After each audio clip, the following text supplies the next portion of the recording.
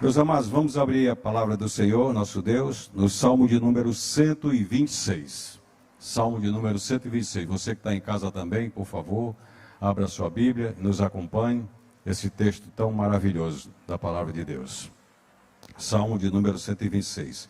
No musical também tem, as crianças participam, e as crianças quiserem participar também, os pais terão que estar juntos, e lá no salão infantil. Diz assim a palavra do Senhor: quando o Senhor restaurou a sorte de Sião, ficamos como quem sonha. Então a nossa boca se encheu de riso, e a nossa língua de júbilo. Então entre as nações se dizia: grandes coisas o Senhor tem feito por eles. Com efeito, grandes coisas fez o Senhor por nós, por isso estamos alegres. Restaura, Senhor, a nossa sorte como as torrentes do Neguebe. Os que com lágrimas semeiam, com júbilo ceifarão. Quem sai andando e chorando enquanto semeia, voltará com júbilo, trazendo os seus feixes. Louvado seja Deus. Meus amados, quando eu estava aqui preparando o sermão, a gente faz isso debaixo de oração, é claro, meditação da palavra de Deus, e olhando para aqui eu me lembrei do pastor Josué Rodrigues. Eu sei que tem algumas pessoas aqui que conheceram e conhecem o pastor Josué Rodrigues pelas suas muitas músicas e louvor, e algum dos salmos que ele pôs, uma melodia lindíssima, foi esse: quando o Senhor restaurou a sorte de Sião. E eu, enquanto escrevia, estava ouvindo ele cantar, e me atrevo a cantar aqui também. Quando o Senhor restaurou a sorte de Sião, ficamos como quem sonha. Então a nossa boca se encheu de riso e a nossa língua de júbilo. Até aqui tá bom, né? Depois a gente vai o resto aí. Mas, obrigado. Esse é um salmo, uma melodia lindíssima que o pastor conseguiu botar nesse salmo. E naturalmente esse é um cântico, esse é um salmo de romagem e também um salmo de degraus. O que é isso? Salmo de romagem. O povo que vinha de outras muitas cidades para adorar em Jerusalém, eles vinham cantando os salmos. E ficou isso dito como salmo de romagem. O povo vinha cantando. Depois também chamou-se salmo de degraus, porque lá em Jerusalém, para subir na escadaria do templo, se vocês quiserem pesquisar no Google, dê uma pesquisadinha que você vai encontrar isso lá. Tem um degrau pequeno, que você põe o pé, e tem um degrau maior. Então o pessoal, quando chegava nesse degrau maior, eles paravam e cantavam de novo. Cantavam os salmos de novo, até chegar no local do templo, no local da adoração. Ali é o que acontecia dessa sorte. Bom, desse salmo, alguns comentaristas da Bíblia se dividem quanto à ocasião em que esse salmo foi escrito, e não tem aqui o escritor dele. Se foi atribuído a Jerusalém no tempo do cerco que Senaqueribe fez,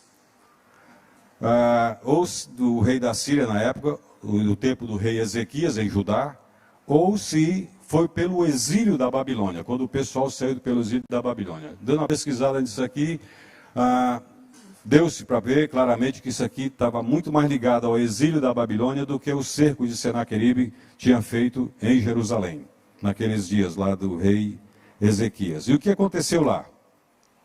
O que é que aconteceu lá naquele período? Senaqueribe, o rei da Síria, estava tomando todas as nações em volta dele. Tudo, cercando todo mundo. E ele chegou em Jerusalém, chegou em Judá e disse que ia tomar Judá também. E isso intimidou o rei, intimidou todo o povo. E ele mandou uma carta dizendo que nenhum dos deuses daquelas terras tinha sido capaz de livrar aquele povo das mãos dele. E Ezequias estava enganando o povo de Israel, dizendo que o Deus de Israel guardaria a nação.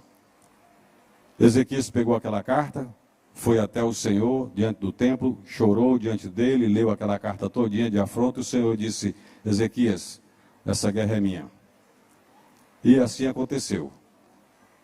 Enquanto o exército de Senaqueribe estava acampado, o Senhor mandou que um anjo viesse, e um anjo veio, e 185 mil homens do exército de Senaqueribe, no outro dia, estavam desfalecidos, sem vida.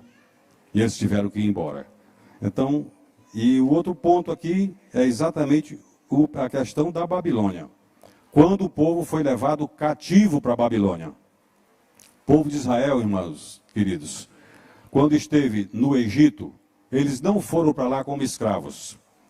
A ida do povo de Israel para o Egito, Jacó e seus filhos naquele período, foi por causa da grande fome que estava acontecendo em toda aquela região. E Deus tinha usado José para ser governador do Egito e, durante o período de safra boas, acumular nos celeiros grandes depósitos, todos os víveres que era necessário.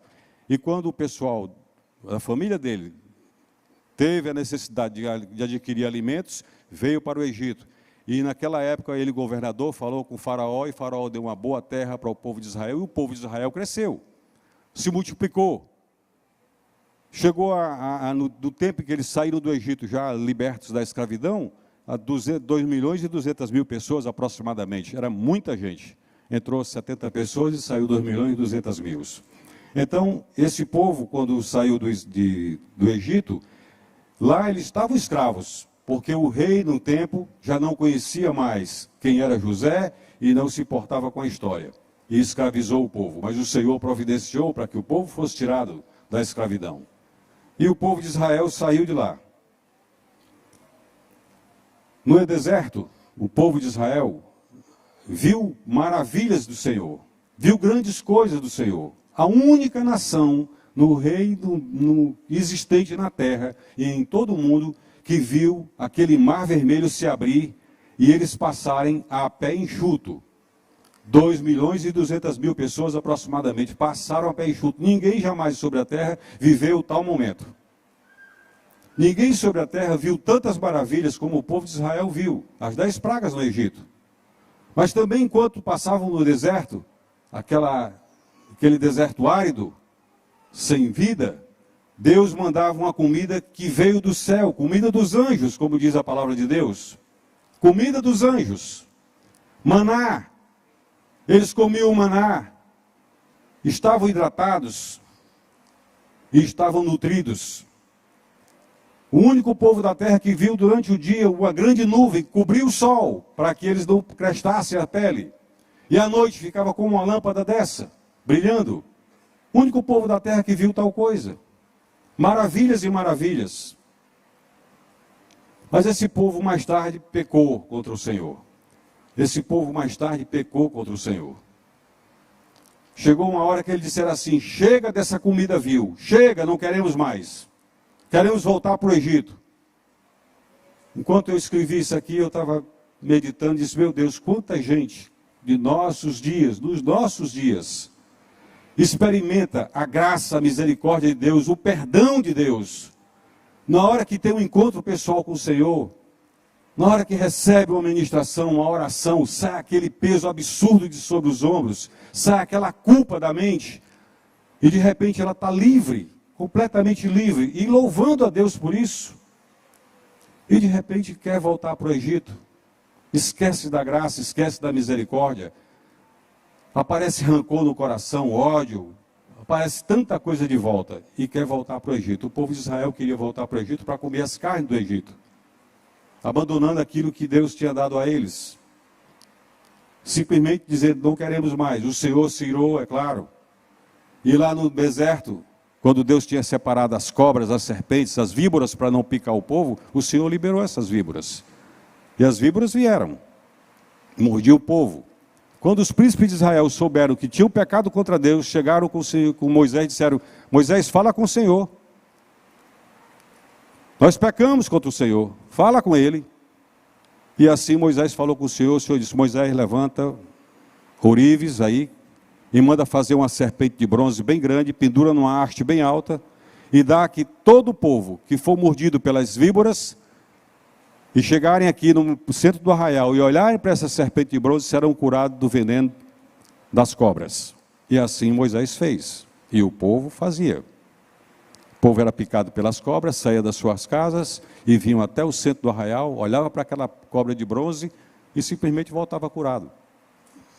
Ora, meus amados, lendo esse texto, revendo aqui outra vez, o que foi que aconteceu com a gente? Nós fomos picados pelo pecado de Adão lá atrás. A morte veio até nós lá atrás. Chegou na nossa geração, nos nossos dias em que nascemos, e tomamos conhecimento da morte. O homem sem Cristo Jesus está morto nos delitos e pecados. O veneno está na corrente sanguínea. Está na vida toda. O homem sem Cristo está morto nos delitos e pecados. Separado completamente de Deus. Não tem relacionamento com Deus. Não existe relacionamento com Deus o homem pecado. Sem Cristo Jesus, ser um novo nascimento. E Jesus fala isso para Nicodemos, quando Nicodemos vai conversar com ele.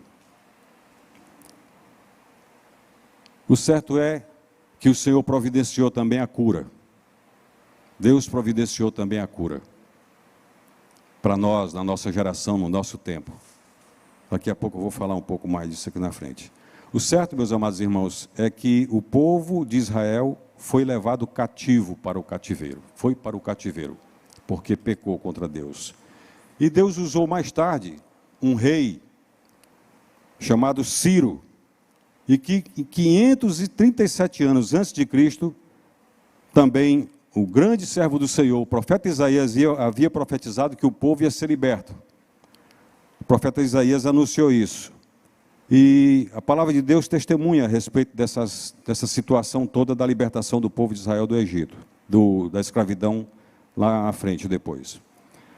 Na volta da sua terra, que o povo estava chegando, e esse salmo aqui aponta para isso, os exilados estavam voltando e voltando com alegria, porque eles não tinham esperança de voltar de novo, mas a palavra de Deus tinha dito que eles seriam escravos lá, estariam no cativeiro durante 70 anos. Jeremias falou isso, Isaías falou isso, mas o povo em algum momento não sequer dava conta de que isso iria acontecer, por causa da dureza do coração. Tão somente por causa da dureza do coração. E para voltar, esses exilados começaram a voltar com alegria. E eu quero voltar aqui no tempo um pouquinho na história outra vez. Desse povo que Deus elegeu. Israel entra na terra prometida, em Canaã, e já não era mais o mesmo povo que saiu do Egito, porque durante a peregrinação no deserto de 40 anos, morreram muitos deles, ficaram no deserto. E veio uma geração nova, a nova geração que cruza o Jordão, com Josué na frente, Josué sendo o general, sendo o homem de Deus, tangido por Deus, para conduzir o povo. Irmãos, uma coisa interessante, importante aqui de lembrar, os líderes do povo de Deus, em algum momento sempre encontram, no meio do próprio povo, alguns levantes. Mas o Senhor, Deus aponta para o líder aquilo que ele deve fazer e ele prossegue sem olhar aquelas situações que vão surgindo aqui em volta. Chegaram críticas e mais críticas com Josué. Mas Josué chegou na beira do Jordão com aquela multidão de gente e o Senhor mandou que ele entrasse pelo Jordão.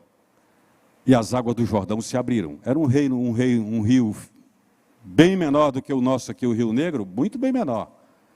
Mas o rio, na hora que o povo de Deus colocou o pé dentro dele, as águas pararam.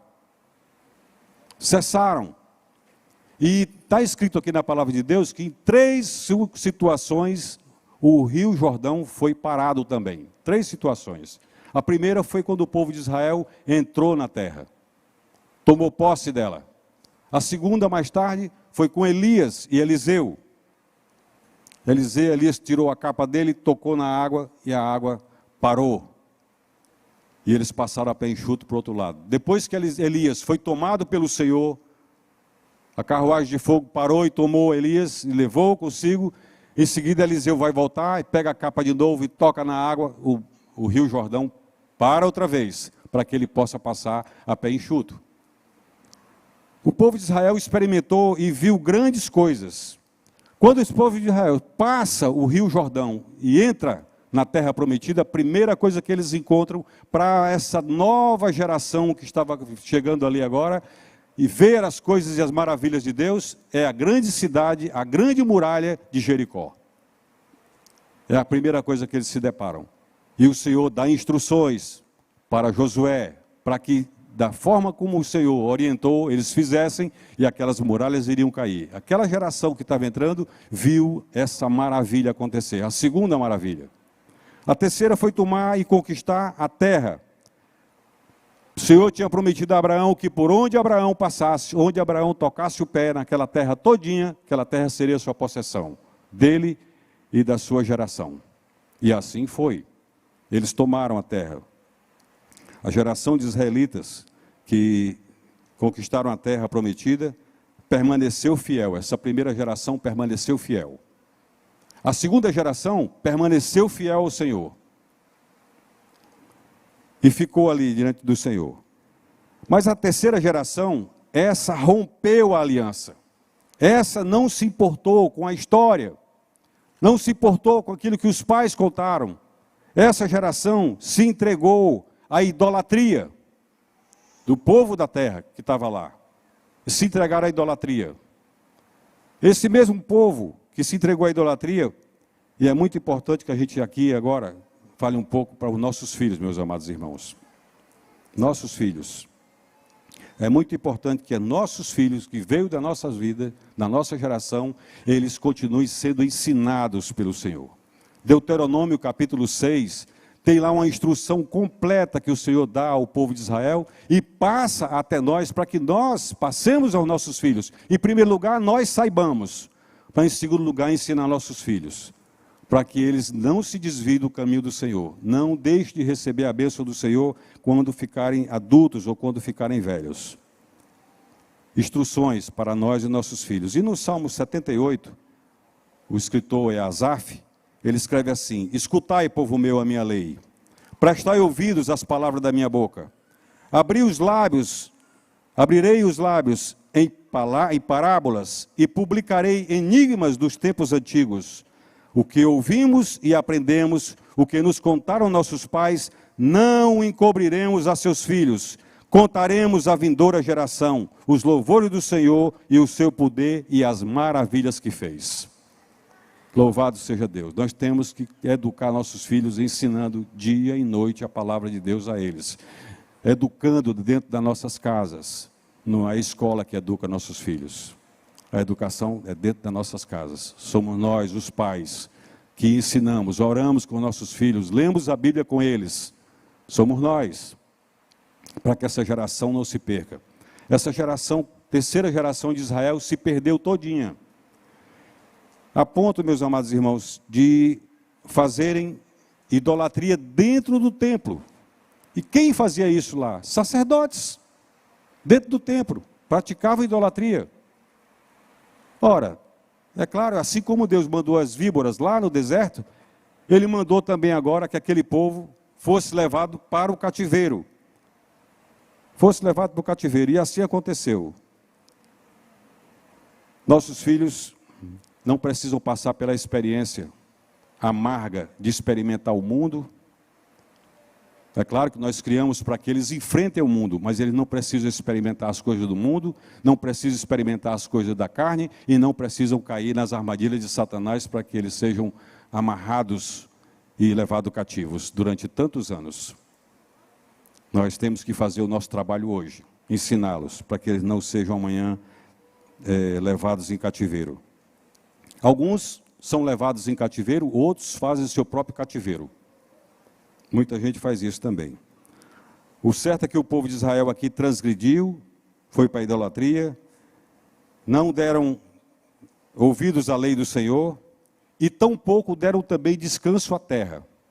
Outra situação difícil é que o Senhor tinha dito na lei que a terra onde eles estavam tomando para si, aquela terra tinha uma sequência também de descanso. 6 anos trabalhariam nela, plantando e colhendo, no 7º ano deixasse a terra descansar. E esse povo aqui, o povo de Judá, não estava mais seguindo as orientações de Deus. Não estava mais seguindo as orientações de Deus. Uma rebelião. O povo tornou-se tão grande. Quando a rebelião do povo tornou-se tão grande a ponto de contaminar a própria terra, Deus os levou para fora da terra. O Senhor os levou para fora da terra. E o exílio era de 70 anos. Alguns profetas que entraram com o povo, quando chegaram lá na Babilônia, disseram, olha, não se preocupe não, que esse tempo aqui é pouco, vai passar rápido, não façam caso, não façam nada. No entanto, os profetas do Senhor chegavam e diziam, é melhor que orem pela paz, construam suas casas, porque o exílio durará 70 anos.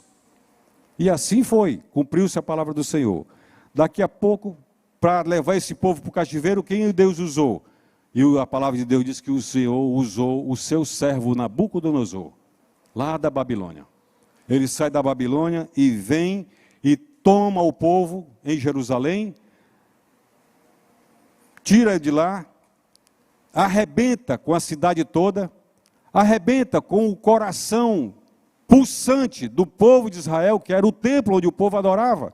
Ele chega lá e derruba tudo, tira todos os utensílios da casa, leva os materiais todos de ouro, bacias, garfos e tudo, leva consigo para a Babilônia e chega lá e deposita na casa do Deus dele.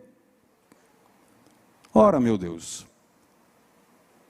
a gente entendendo que temos o povo de Israel, e nós entendendo que temos um Deus, que para ele não há limites de poder, ele é ilimitado em seu poder, ele é absoluto na sua palavra, por que esse povo sofreu tanto? Por que hoje, nos nossos dias, sofremos? Em alguns momentos, tendo o mesmo Deus. Se a gente fizer um exame dentro de nós, vamos ver que em algum momento nós abandonamos também o Senhor. Em algum momento nós largamos, nos tornamos apenas religiosos, frequentadores de um culto, como se aquilo ali justificasse o resto das nossas vidas, e não é assim.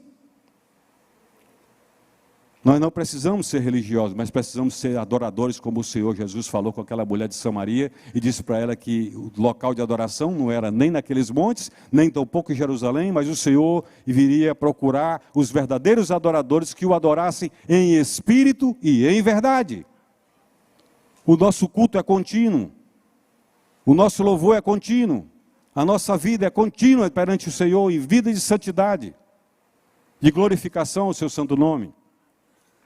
Aquele templo foi destruído, Nabucodonosor levou tudo, e 70 anos foi o cativeiro.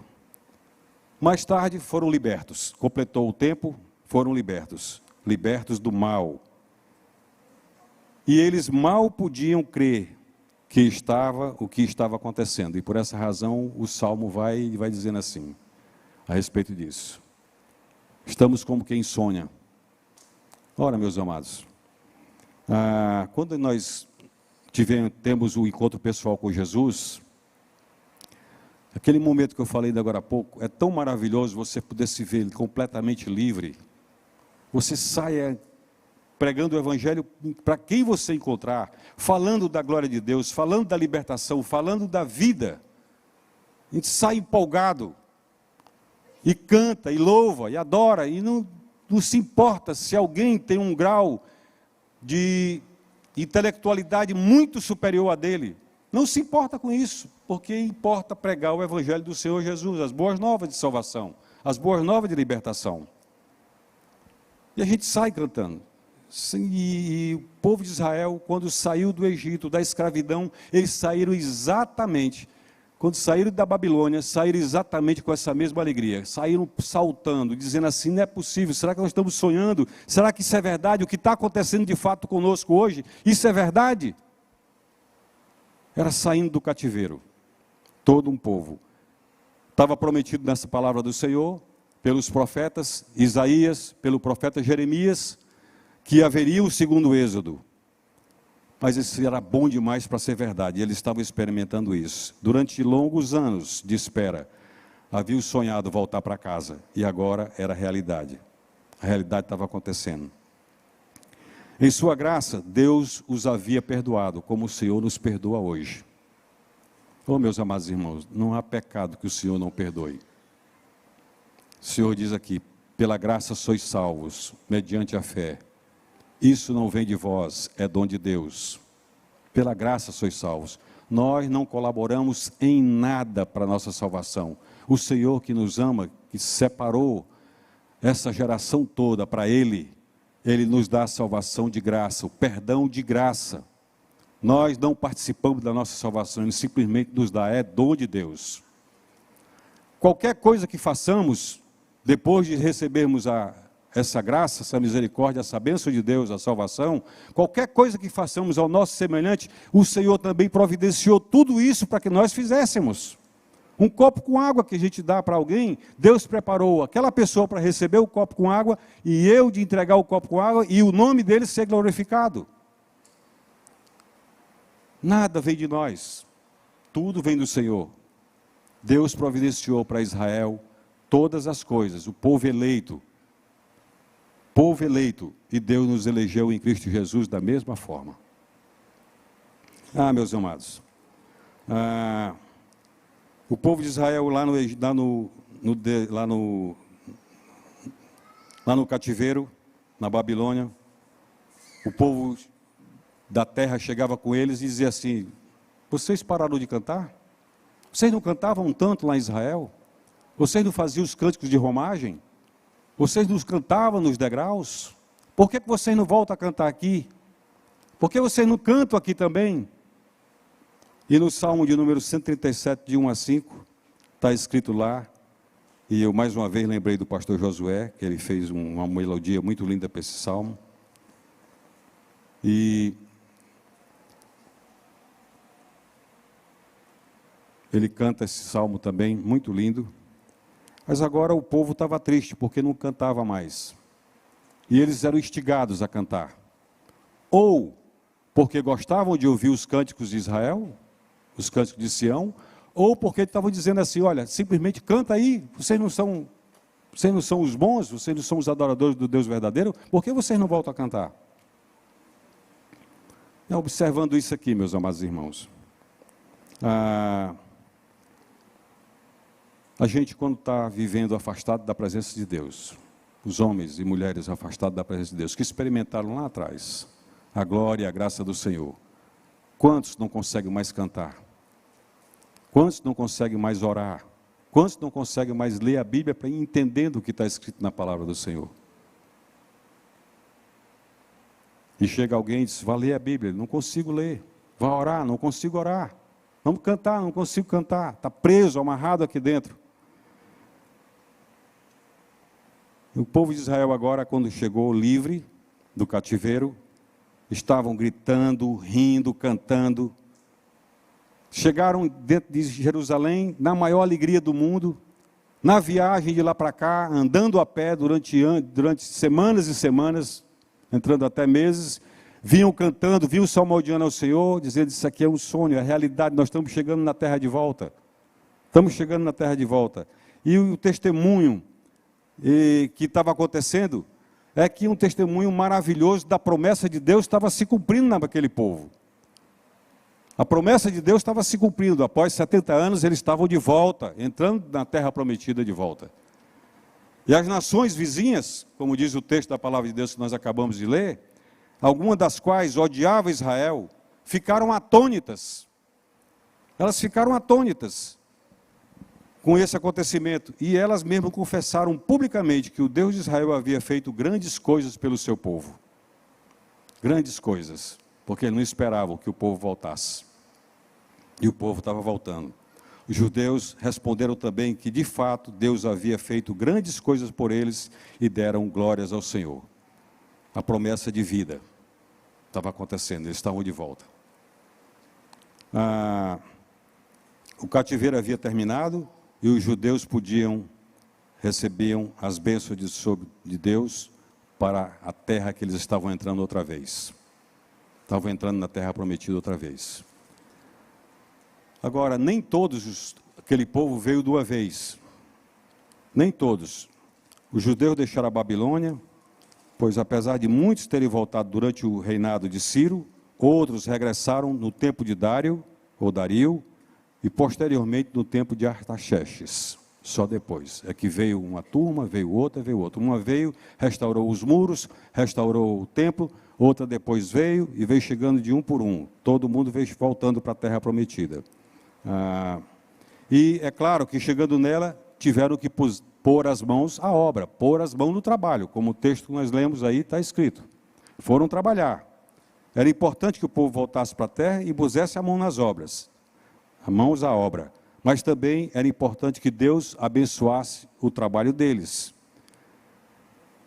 Se o Senhor não cumprisse a sua aliança e não tivesse enviado chuvas, eles jamais teriam como plantar e colher. Jamais teriam como plantar e colher. E Deus cumpriu a sua palavra. E no texto aqui, no verso 4, ele diz assim: restaura, Senhor, a nossa sorte como as torrentes do Neguebe. Os que com lágrimas semeiam, com júbilo ceifarão. Os que com lágrimas semeiam, com júbilo ceifarão. E eu estava olhando aqui, irmãos, o Neguebe. O que era o Neguebe? O texto diz: restaura, Senhor, a nossa sorte como as torrentes do Neguebe. Neguebe é uma região desértica, é deserto. Tem nada nele. E fica ao sul de Hebrom, o sudoeste do Mar Vermelho, do Mar Morto. Neguebe é citado na Bíblia desde o livro do Gênesis. E o livro de Salmos, por exemplo, também fala das famosas torrentes do Neguebe. O que significa isso? Significa que o Neguebe, muitas vezes, é traduzido como sul, com o objetivo de fazer referência a uma região geográfica. E em hebraico, Neguebe significa seco, terra árida, não tem absolutamente nada nela.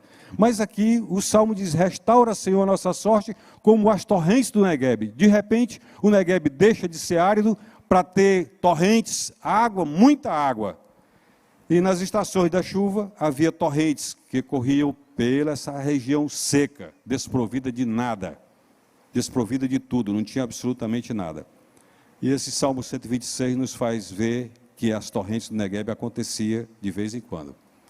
Irmãos amados, cada gota de água, de chuva, que é uma minúscula gota que cai sobre a terra, quando ela cai sobre a terra, é uma promessa de vida.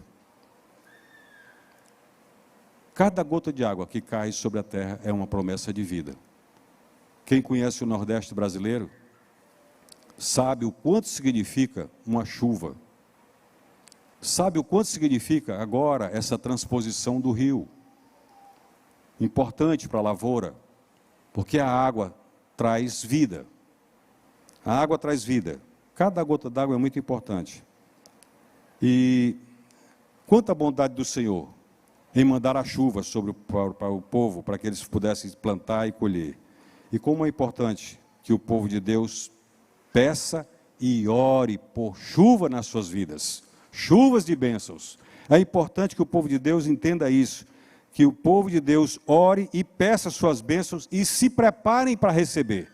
A gota de água que cai sobre a terra, ela faz germinar a semente que está lá. E a semente vai brotar e vai produzir frutos. É muito importante que a gente entenda isso. Em 2 Crônicas 7,14, que todos nós aqui, a maioria de nós aqui conhecemos o texto da palavra de Deus, fala que se o meu povo, que se chama pelo meu nome, se humilhar, orar e me buscar, o que é que o Senhor vai fazer? Vai sarar a terra, vai tirar a esterilidade da terra, vai tirar a esterilidade da vida, vai produzir vida nessa vida outra vez, vai levantar o povo outra vez. É isso que a palavra de Deus promete, o Senhor cumpre a sua palavra também.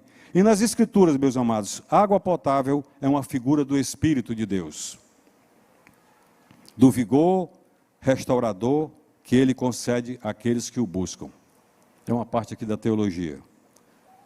No Evangelho de João, no capítulo 7, do verso 37 e 38, está escrito assim: no último dia, o grande dia da festa, levantou-se Jesus e exclamou: se alguém tem sede, venha a mim e beba. Quem crê em mim, como diz a Escritura, do seu interior fluirão rios de água vivas. Água. Água. É a representação do Espírito Santo de Deus nos nossos dias. Vocês estão lembrados daquela cena do musical da mulher samaritana? Estão lembrados? Deus providenciou para que ele chegasse naquele lugar e encontrasse com aquela mulher. E ela vai tirar água do poço, ele pede um copo com água dela, e ela diz: você não está vendo que você é judeu?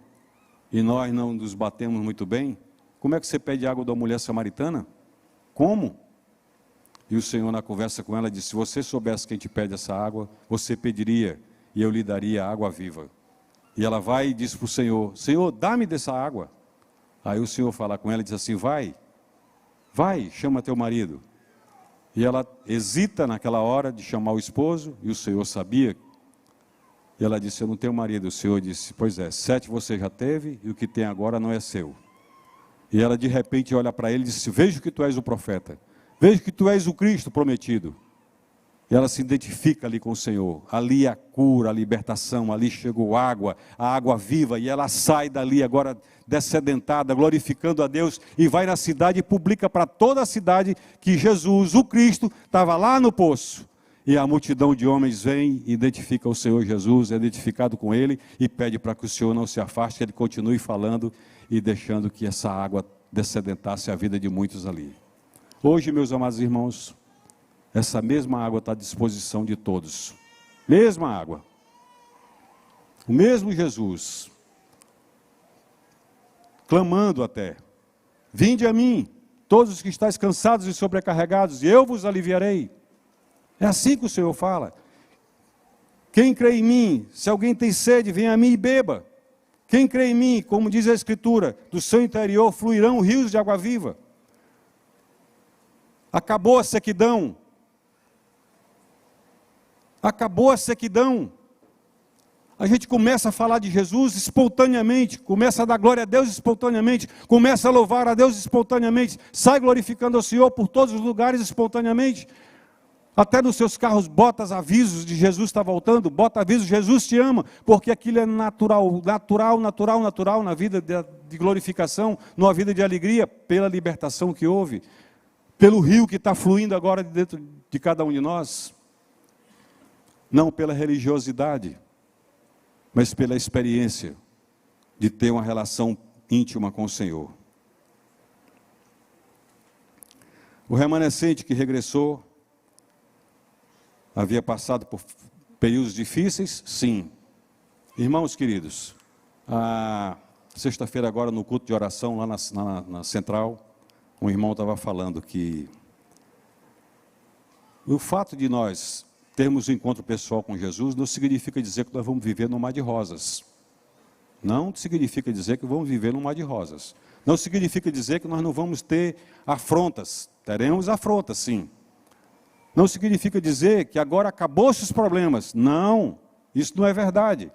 Ele estava falando exatamente que enganaram ele naquele tempo, porque aí foi quando apareceu um monte de problema, e você já deve ter ouvido falar de algum vizinho, de alguém ligado a você, que disse assim: olha, enquanto não era crente, estava tudo bem para ele, mas ele foi inventar de ser crente, foi inventar de frequentar a igreja presbiteriana, e agora só vive com problema.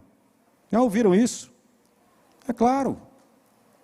Isso, o diabo chega com essa linguagem, chega com essa informação para poder tentar afastar, para que voltemos para o Egito, para que voltemos, queiramos comer a carne do Egito, quando nós estamos na total liberdade, quando nós estamos caminhando para dentro da terra prometida, quando estamos caminhando para dentro da Jerusalém celestial. E o inimigo trabalha para que a gente não chegue lá, fique pelo caminho, prostrado. E essa não é a mensagem da palavra do Senhor hoje. A mensagem é que nós prossigamos. Temos lutas? Temos. Provações? Temos. Mas nós temos o Senhor Jesus conosco. Nós temos Jesus conosco todos os dias até a consumação dos séculos. E não vamos ficar intimidados pelo inimigo, nem pelo mundo, nem pelo que a carne produz e ela pede. Estamos livres. Livres. O nosso nome foi escrito no livro da vida. O nosso nome está escrito lá. E os nossos dias sobre a terra estão escritos e determinados quando nenhum deles havia ainda. Somos contra o que o mundo prega? Somos. O mundo hoje está a favor de tantas coisas horrendas que a Bíblia é contra? Sim. A igreja do Senhor não caminha com o mundo, ela caminha rumo ao céu. Nós não partilhamos das imoralidades do mundo. Nós não partilhamos da afronta de aprovar aborto. Nós não partilhamos disso.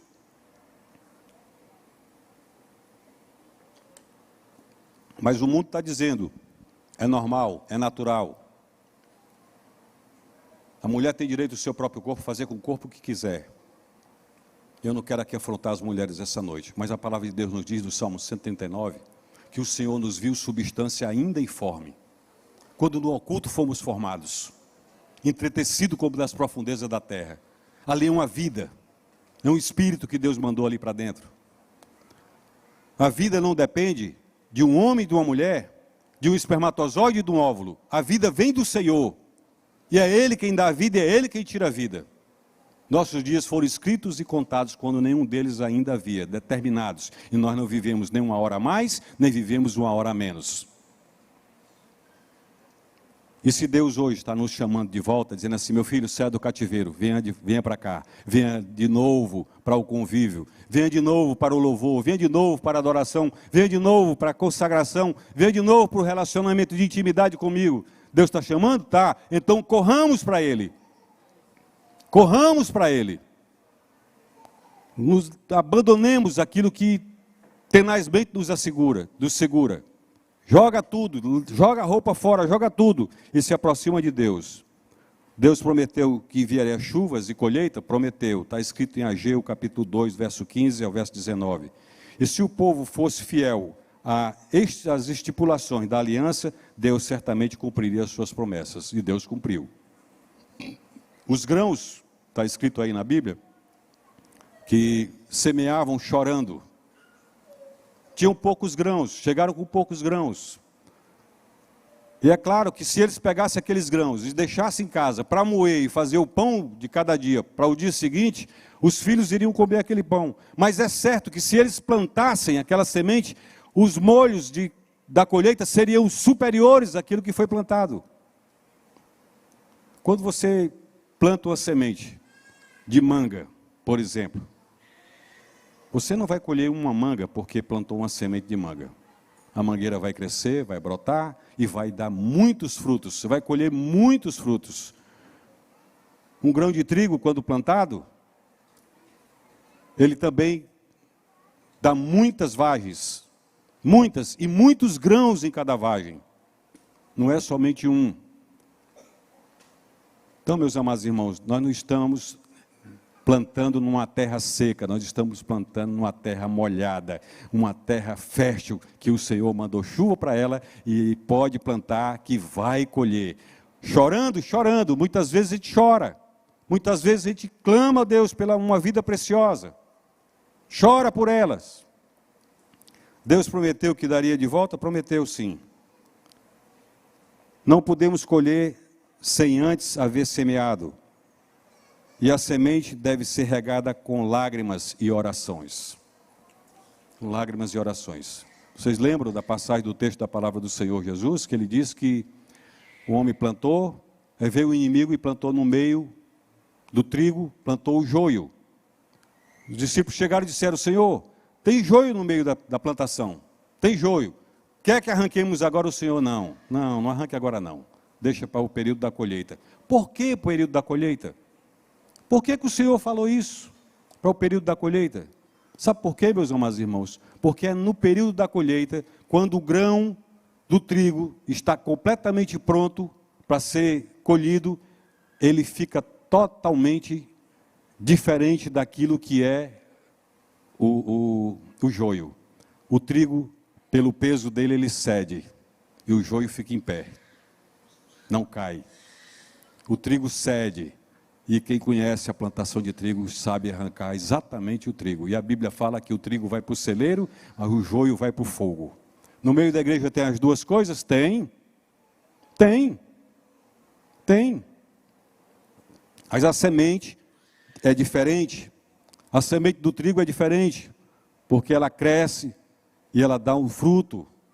E o fruto tem essa grande diferença. Quando foi ser para a colheita, o trigo está totalmente derrubadinho para o lado. Louvado seja Deus por isso. A bênção de Deus, as bênçãos que Deus envia repentinamente, tem bênçãos que Deus envia repentinamente para o povo. Você olha aí, o verso 1 até o verso 3, você vai ver que Deus manda bênção repentina para o povo. Enquanto outras vêm ao passar do tempo, está lá no verso 4. Outras ainda vêm depois de semear e chorar e esperar com paciência o fruto venha. A Bíblia está escrito em Tiago, capítulo 5, verso 7, diz assim, sede, pois, irmãos, pacientes até a vinda do Senhor. Eis que o lavrador aguarda com paciência o precioso fruto da terra até receber as primeiras e as últimas chuvas, a chuva seródia e a chuva temporã. Ensino maravilhoso da palavra de Deus nesse Salmo de número 126. Nós podemos hoje plantar sabendo que vamos colher. Plantar sabendo que vamos colher. Não desista de orar pelo seu esposo, pela sua esposa. Não desista de orar pelo seu filho, pela sua filha. Não desista de orar pelo seu casamento. O casamento é a instituição divina e não pode ser desfeito por ninguém. Nenhum de nós temos o direito de desfazermos o nosso casamento, de arranjar razões para a separação, razões para um divórcio. Só o Papai do Céu pode separar. Foi tornado uma só carne e só Ele pode separar, ninguém mais. Está escrito assim. Ore pelo seu casamento, ore pelo seu esposo, ore pela sua esposa, ore pelo seu filho, pela sua filha, clame ao Senhor, chore diante de Deus, e o Senhor, você está plantando uma boa semente, e a seu tempo ela vai produzir. Muitos aqui conheceram o pastor Júnior. O pastor Júnior, na adolescência, deu um bocado de trabalho para a dona Jacobede e para o pastor João Crisóstomo. Mas a dona Jacobede orava e dizia assim: Ele é do Senhor. Ele é do Senhor. Clamava diante de Deus dizendo: Ele é do Senhor. Se ela estiver me ouvindo agora, vai saber que eu não estou aqui mentindo, que eu ouvi isso da boca dela. Ele é do Senhor. E mais tarde o Papai do Céu pegou o Júnior, trouxe de volta, mandou para o seminário e foi um grande pastor que serviu a Deus nessa igreja durante muitos anos. E agora está na glória celestial. Nossa caminhada é para o céu, meus amados irmãos. Nossa caminhada é para o céu. E Jesus está voltando. Ele está voltando. A palavra está se cumprindo. Tem um sitezinho no YouTube chamado Israel com a Aline. Eu vou fazer propaganda dela aqui agora.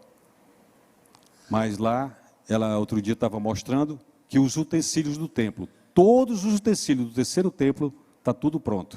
Sabe o que significa isso? Significa que esse templo, quando estiver pronto, quem vai entrar lá dentro é o anticristo. Ele vai botar o trono dele lá, e não mais a arca. Ele vai botar o trono dele lá. E o povo de Israel vai estar assim, bem embebecido, olhando para aquilo, achando que aquilo tudo é a verdade do Cristo que chegou para eles. Quando Jesus Cristo já veio e vai voltar de novo. Todos os utensílios da casa estão prontos. Uma menorá bem grandona está no meio de uma praça toda feita de ouro batido. Está tudo lá, prontinho, aguardando esse momento. Vinda do Senhor, é sinal da vinda do Senhor. As promessas do Senhor Jesus Cristo não falham. A seu tempo ceifaremos. A seu tempo ceifaremos. Gálatas capítulo 6, verso 9. Está escrito assim: plantar.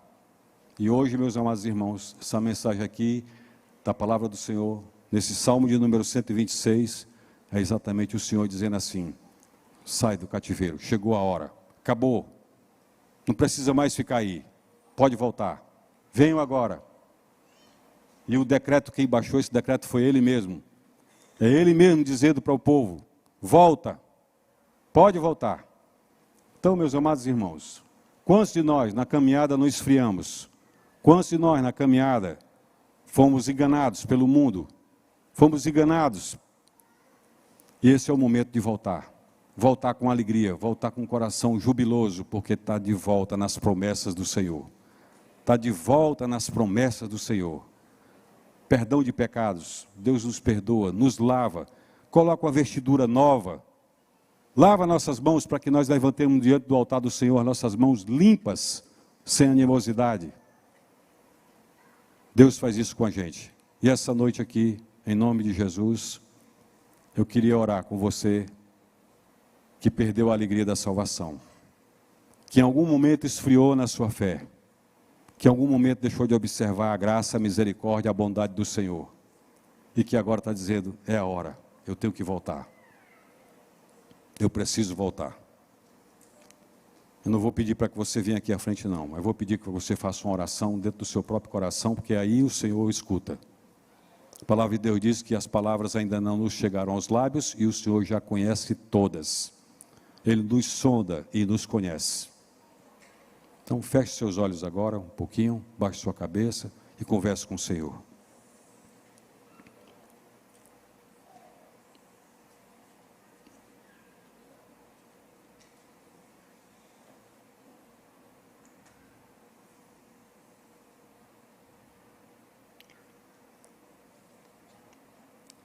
Ó Senhor, o Senhor deu as estações das chuvas, e o Negueb, que era terra seca, de repente viu torrentes que corriam, Senhor. A terra seca, que era árida, de repente, Senhor, ela tornou-se fértil. Ó Deus, que a Tua palavra hoje, Senhor, esse Salmo de número 126, seja derramado dentro dos nossos corações. E que a água, Senhor Deus, que descedenta o sedento, ela agora torne dentro de nós outra vez, Senhor, a jorrar. Que ela flua outra vez de dentro de nós, de forma a chegar, Senhor Deus, em todos os lugares. E que eu abrir da nossa boca, Senhor, a Tua palavra flua com graça, com misericórdia, com amor, com perdão, com longanimidade, com bondade. Ó Deus, ó bendito Senhor, olha aqui para dentro de nós, meu Senhor, e aquilo que precisa ser mudado em nós, muda, Senhor. Muda, Senhor, faça-se a Tua vontade em nós. Dá que o homem velho caia por terra outra vez. Dá que o homem velho caia por terra outra vez. Que ele não se levante jamais. E que a nova criatura, criada em Cristo Jesus, essa se levante, Senhor, para o louvor da Tua glória. Dá, Senhor Deus, que nossos lábios saia dele um novo cântico, um hino de louvor ao Teu santo nome. Dá, Senhor, que os homens olhem para nós e vejam Jesus em nós. Dá que sejamos essas cartas vivas andando pela terra, Senhor. Dá que em todos os lugares exalemos o bom perfume de vida, o bom perfume de Cristo. Ó Deus, restaura, Senhor. Restaura, Senhor, a alegria daqueles que chegam diante do Teu trono de glória. Daqueles que voltam do cativeiro. Daqueles que o Senhor mesmo libertou. Nos abençoe, Deus. Nos abençoe em nossas casas. Reina, Senhor, nos nossos lares. Reina no nosso trabalho. Reina no nosso relacionamento. Reina, Senhor, na relação marido e mulher, pais e filhos. Reina, Deus. Reina, Senhor. Reina no meio da Tua igreja. Que haja paz no meio da Tua igreja.